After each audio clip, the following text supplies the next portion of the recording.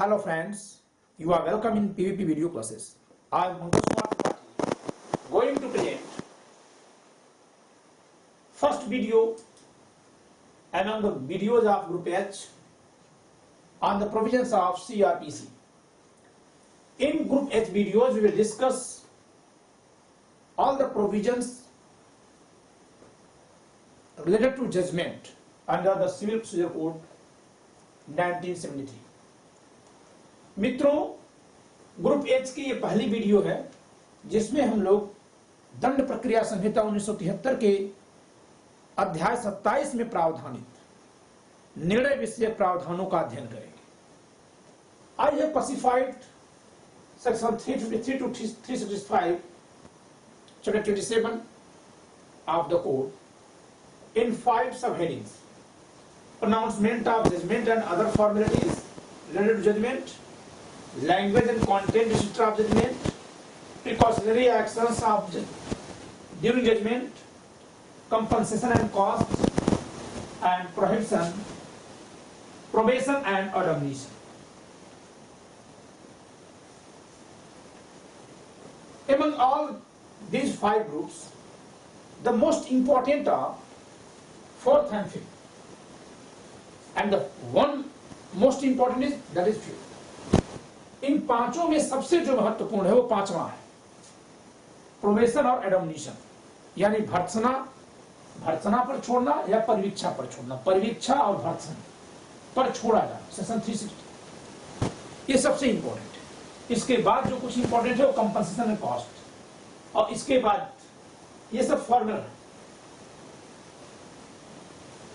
So I will discuss the provisions related to compensation and cost in a separate lecture, and as well as the provisions on probation and admonition in a separate lecture. इसी वजह से मैं क्षतिपूर्ति और खर्चे संबंधी प्रावधानों का एक अलग व्याख्यान तैयार करूंगा, और इसी तरह से परिवीक्षा पर छोड़ा जाना या भर्त्सना पर छोड़ा जाना अर्थात धारा 360 को एक अलग व्याख्यान में आपको प्रस्तुत करूंगा। यानी कि हम लोग इस लेक्चर में इस पूरे का अध्ययन करेंगे, जबकि इसमें बहुत सारी धाराएं हैं। धारा 353 यानी पहली धारा और आखिरी की 5 धाराएं 361 से 365, बड़ा ग्रुप है, लेकिन आपके लिए इसको डरने की बात नहीं है क्योंकि बहुत इंपॉर्टेंट नहीं है। Language and content section 354 355 2 sections हैं, बट आपको इसमें डरने की जरूरत नहीं है, छोटी सी बातें हैं इसमें। Precautionary action that is section 356 along with section 106 which we have discussed in earlier lecture. तो सबसे पहले हम देखते हैं section 353 pronouncement of judgment, how a judgment should be pronounced, कैसे कोई जजमेंट प्रोनाउंस होना चाहिए। Section 353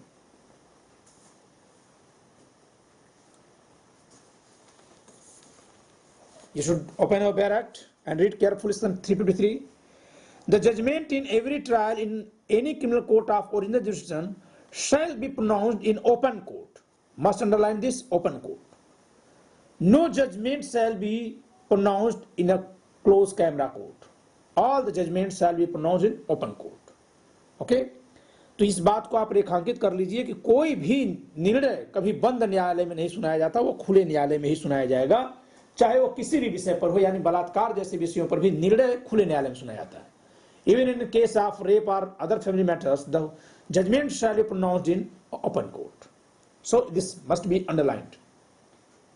in open court by the presiding officer immediately after the termination of the trial or at some subsequent time of which notice shall be given to the parties or their pleaders.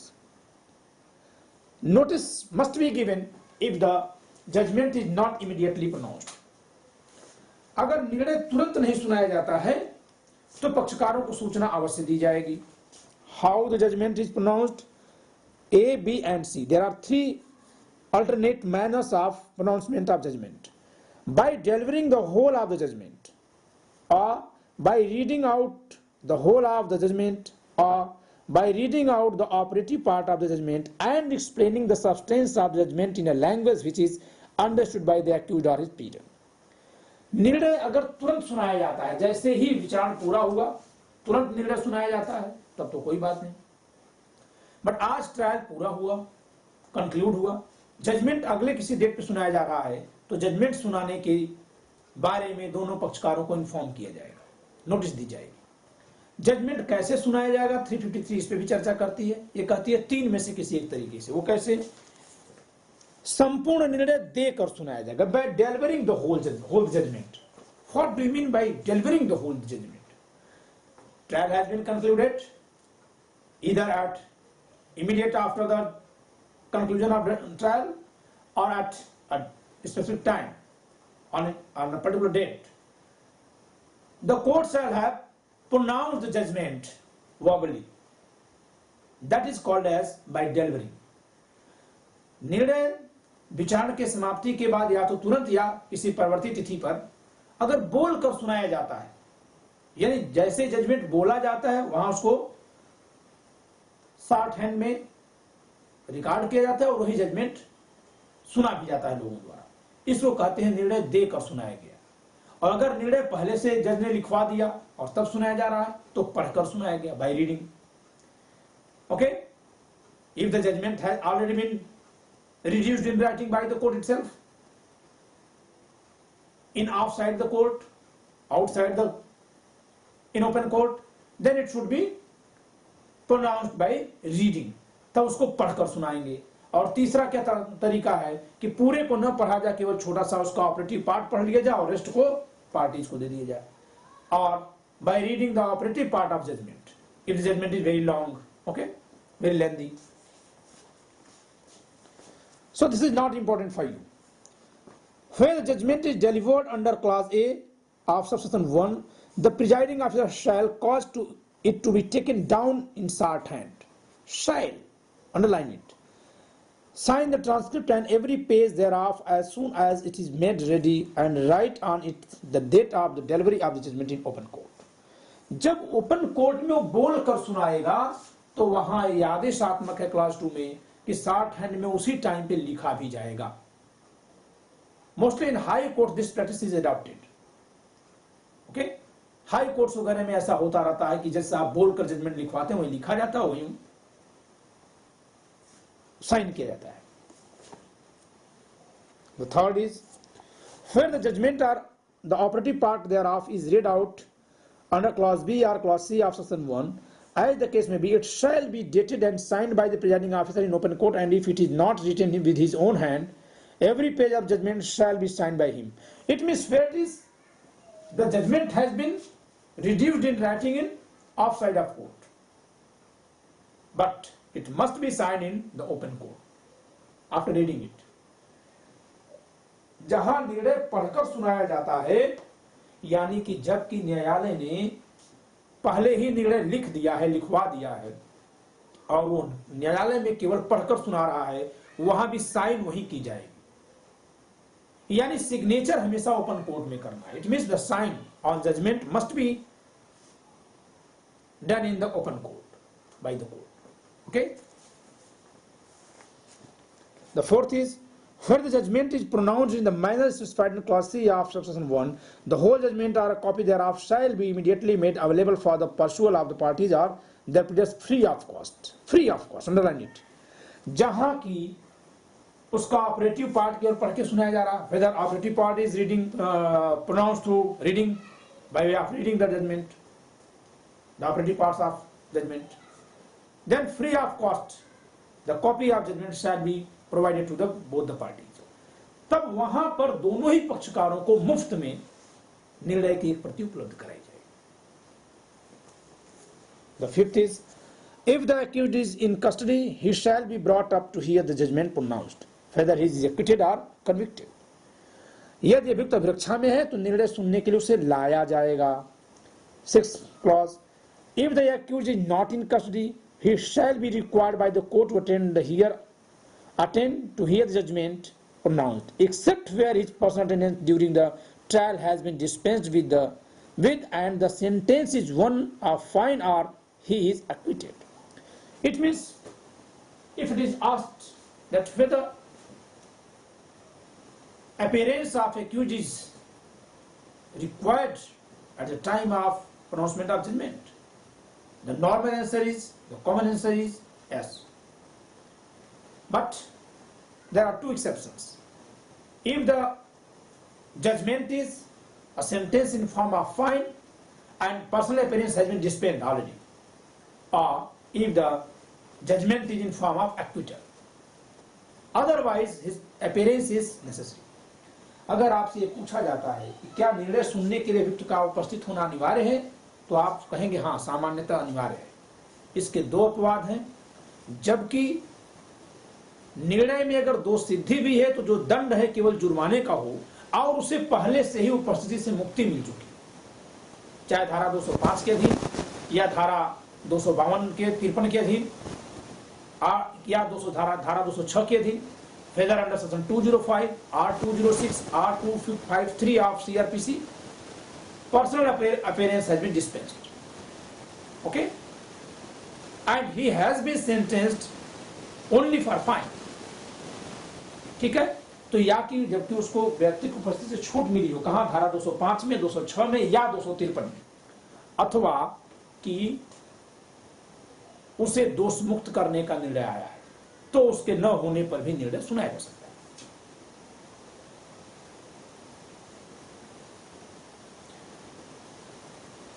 Provided that where there are more accused than one and one or more of them do not attend the court on the date on which the judgment is not to be pronounced, the presiding officer may, in order to avoid undue delay in the disposal of the case, pronounce judgment notwithstanding their absence.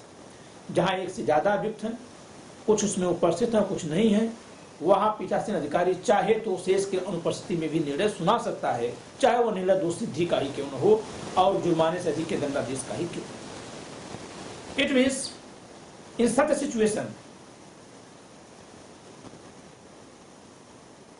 the court is empowered to pronounce judgment even in absence of some of the accused, even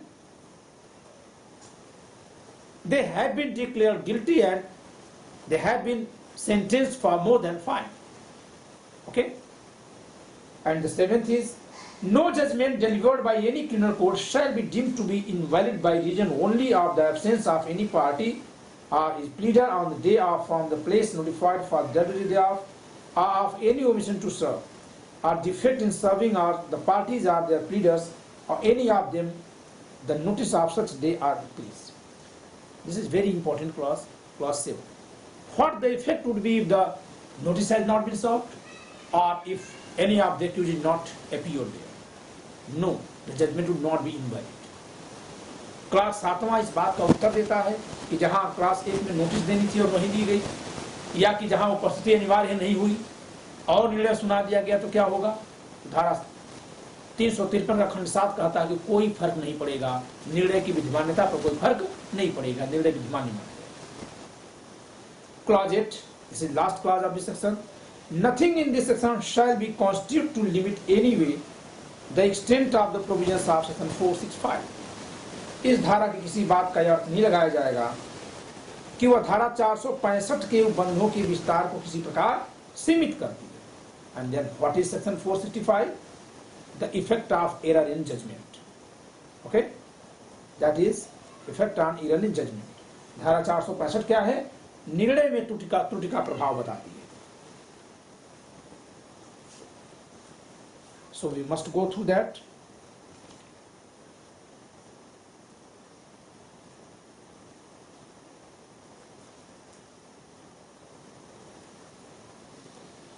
Section 465.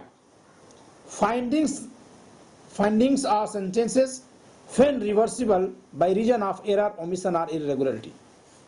Subject to the provisions herein before contained, no finding, sentence or order passed by a court of competent jurisdiction shall be reversed or altered by a court of appeal, confirmation or division on account of any error, omission or irregularity in the complaint, summons, warrant, proclamation, order, judgment or other proceedings before or during trial or in any inquiry date other proceeding under this code, or any error, irregularity or in any sanction for the prosecution unless in the opinion of that court a failure of justice has in fact been occasioned thereby. It means unless, in the opinion of the Court of Appeal or Revision, the error causes failure of justice, no procedural failure in inquiry, in trial, or in delivery of judgment would be material. जब तक कि appeal या पुनरीक्षण न्यायालय की दृष्टि में ऐसी किसी गलती से न्याय विफल न हो गया हो, तब तक किसी मामले के निर्णय को वैध माना जाएगा, चाहे भले ही समन जारी करने में कोई अनियमितता हो गई हो, कोई त्रुटि हो गई हो, वारंट जारी करने में कोई त्रुटि हो गई हो, जजमेंट पास करने में कोई गलती हो गई हो, कोई फॉर्मेलिटी न पूरी हुई हो, ट्रायल या इंक्वायरी के दौरान कोई फॉल्ट हुई हो, उससे कोई फर्क नहीं पड़ेगा। फर्क तब पड़ेगा जबकि उससे अन्याय हुआ हो। अगर अन्याय नहीं हुआ है तो उसका कोई फर्क नहीं पड़ेगा। ओके, और अन्याय भी हुआ है तो भी क्लास 2 पढ़ना होगा। If there is failure of justice even the class 2 would be material in determining whether any error, omission or irregularity in any proceeding under this code or any error, irregularity or in any sanction for the prosecution has occasioned a failure of justice, the court shall have regard to the fact whether the objection could and should have been raised at an earlier stage in the proceedings. If there was an opportunity available to the party who is raising the appeal or revision, then such kind of failure would not be material. Okay? अगर कोई ये कहता भी है appeal या पुनरीक्षण में आकर के कि महोदय अनियमितता हुई है, तो वहां भी न्यायालय देखेगा कि क्या इस अनियमितता के खिलाफ पहले भी इनको मौका था आवाज उठाने का। अगर हाँ, तो उस अनियमितता के बावजूद भी कोई फर्क नहीं पड़ेगा। Now section 361 to 365,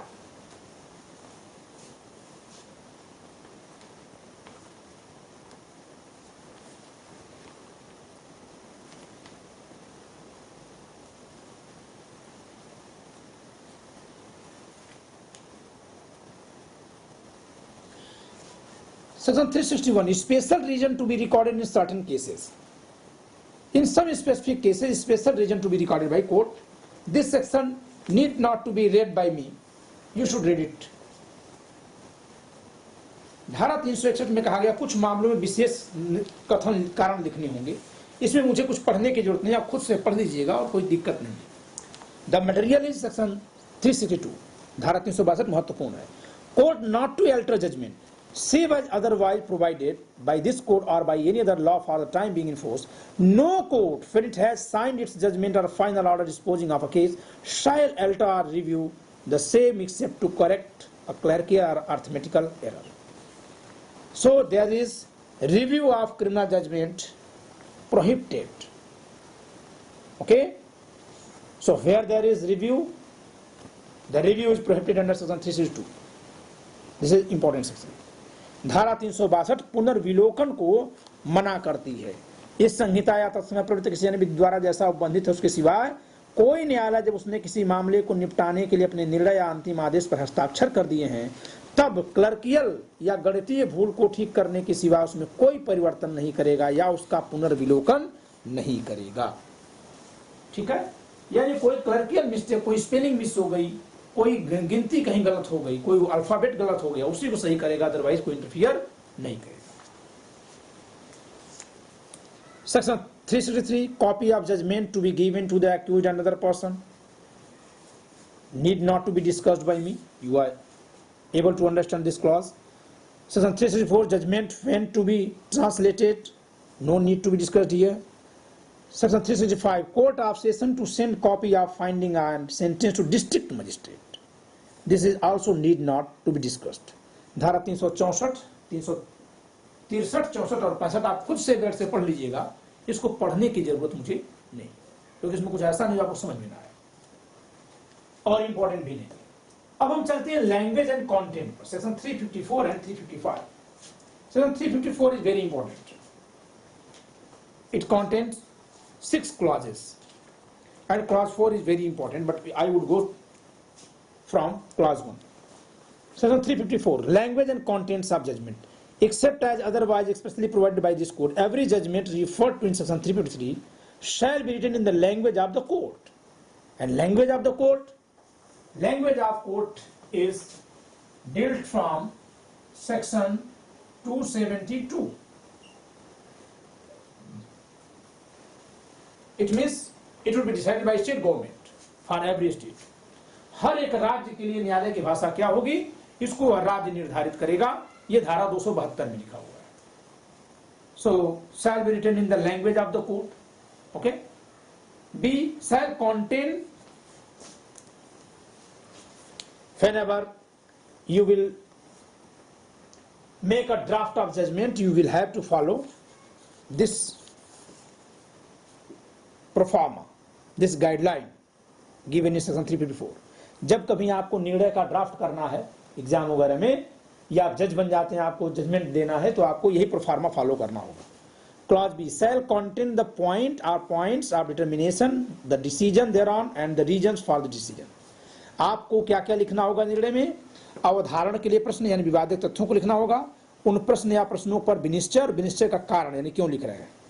Shall specify the offence if any of which and the section of the Indian Penal Code or other law under which the accused is convicted and the punishment to which he is sentenced.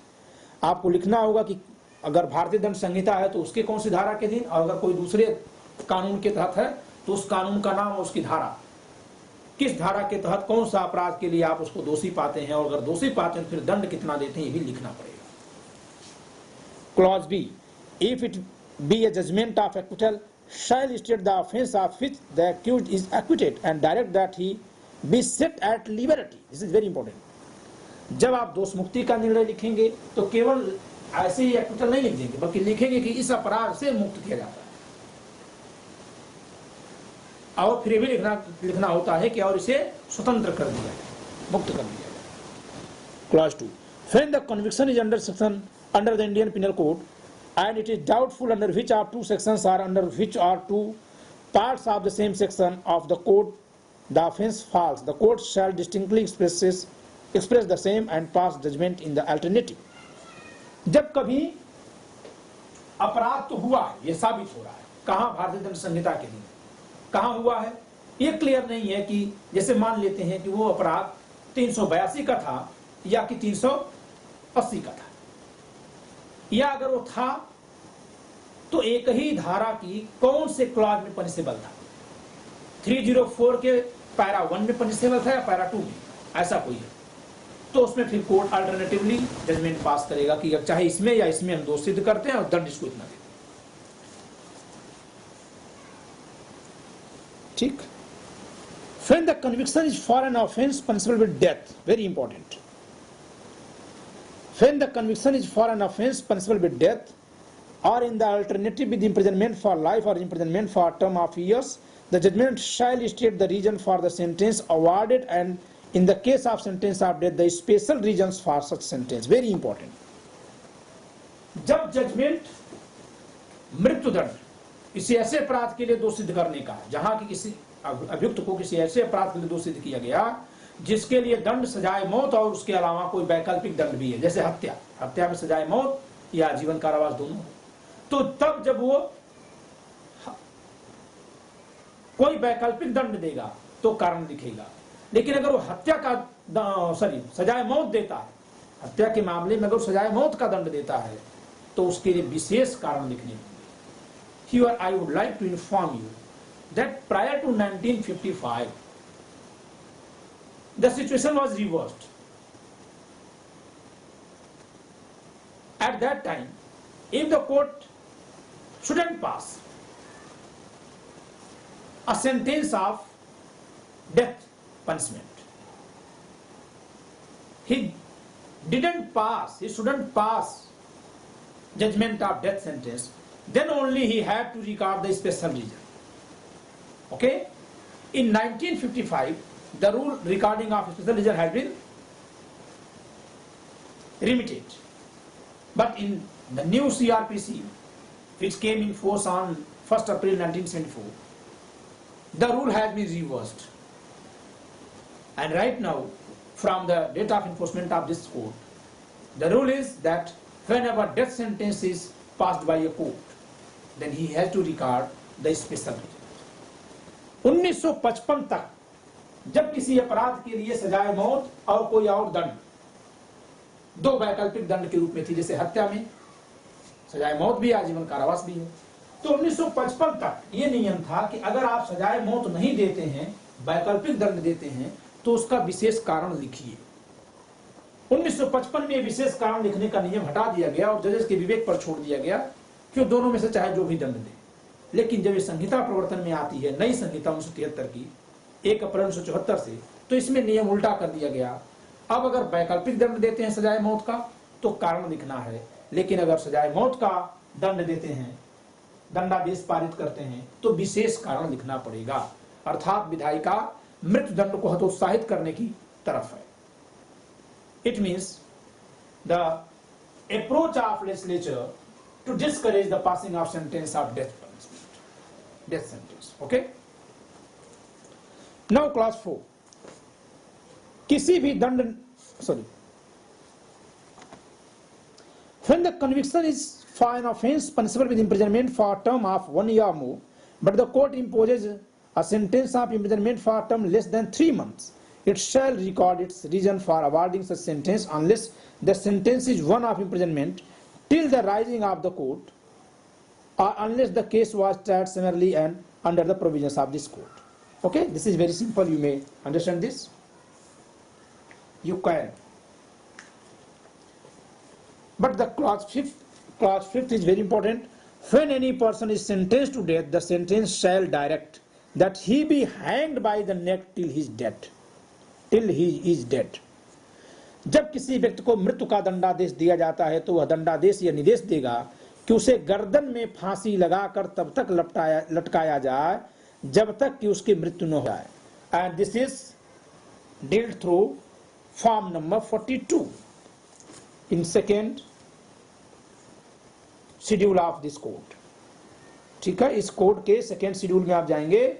So this is warrant of execution of sentence of death, मृत्यु दंडादेश के निष्पादन का warrant. तो इसमें ये देखिए लिखा हुआ है, to be hanged by the neck until he be dead. Okay, जब तक वह मर न जाए तब तक गर्दन से लटकवा कर उक्त दंडादेश का निष्पादन करें। It means this is manner of execution of death sentence. Okay, Section 355 is not important. Metropolitan Magistrate's judgment, this is a very less important formality. You may read it. Now precautionary action. Sometimes after passing the judgment, the court feels that some precautions should be taken. Just sentencing or releasing the accused under Section 360 or under any other provision would not be sufficient to mete out the justice.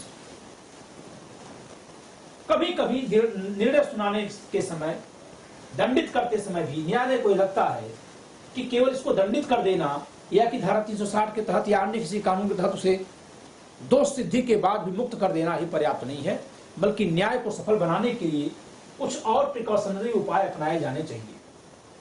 तो ऐसे में दो उपाय अपनाए जाते हैं, एक section 356 के तहत और दूसरा धारा 106 के तहत। There are two precautionary actions might be taken. One is under Section 356 and another is Section 106. Under Section 106, security for good behavior, what we have discussed in earlier lecture.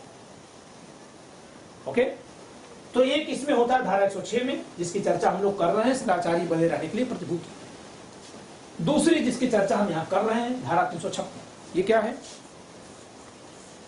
Order for notifying address of previously convicted offender, पूर्वतन दोषी अपराधी को अपने पते की सूचना देने का आदेश।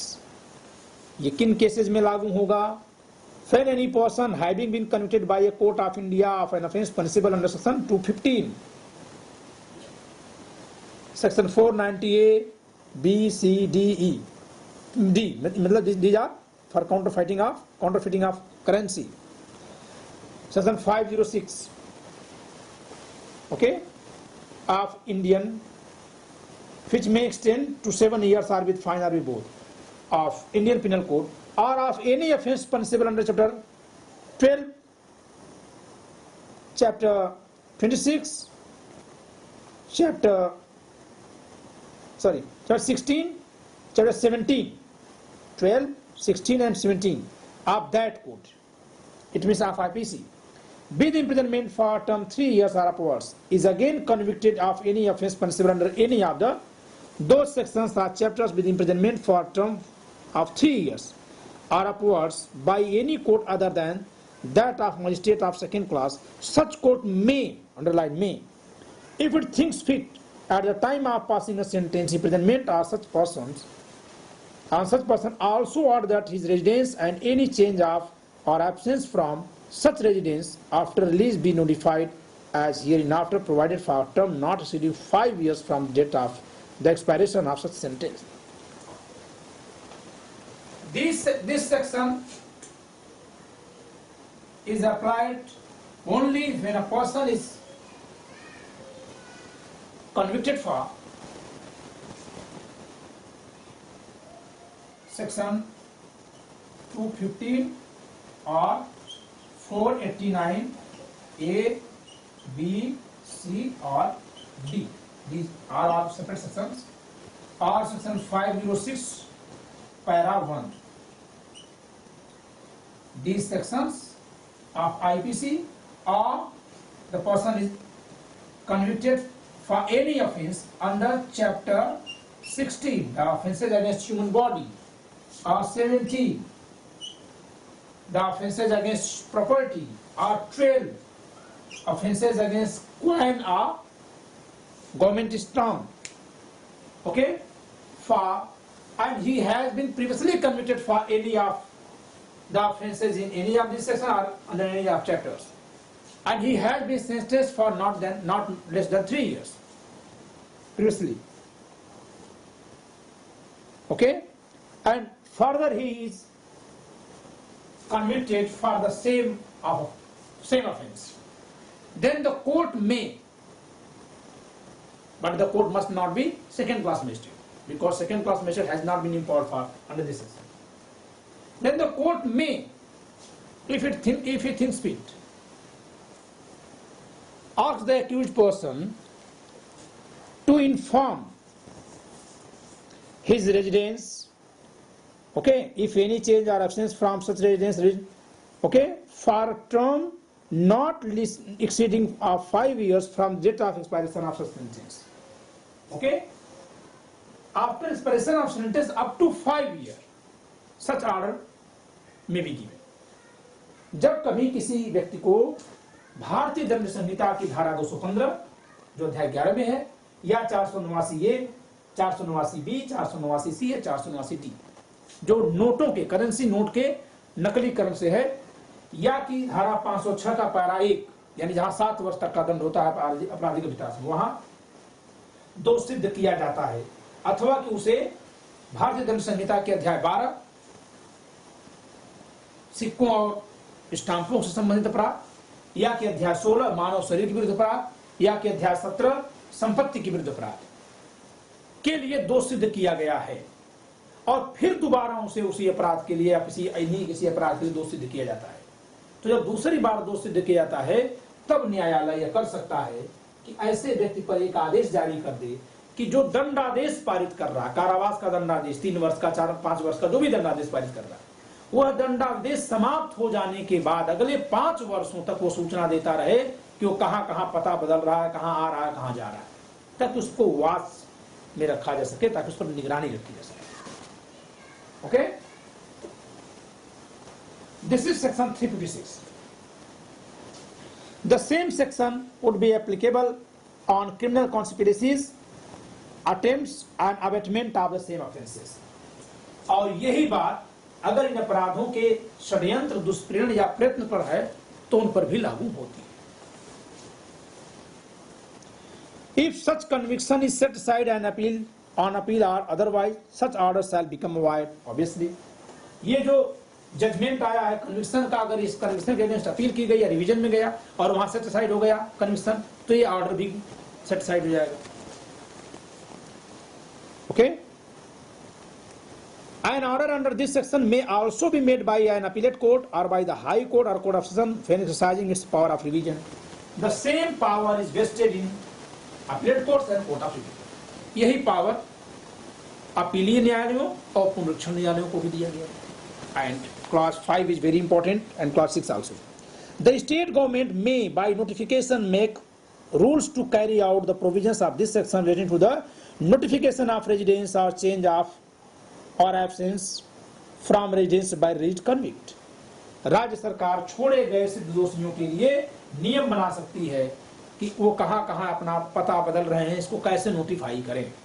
और अगली बात clause 6, such rules may provide for punishment for breach thereof, and any person charged with the breach of any such rule may be tried by a magistrate of competent jurisdiction in the district in which the place last notified by him as his place of residence is situated.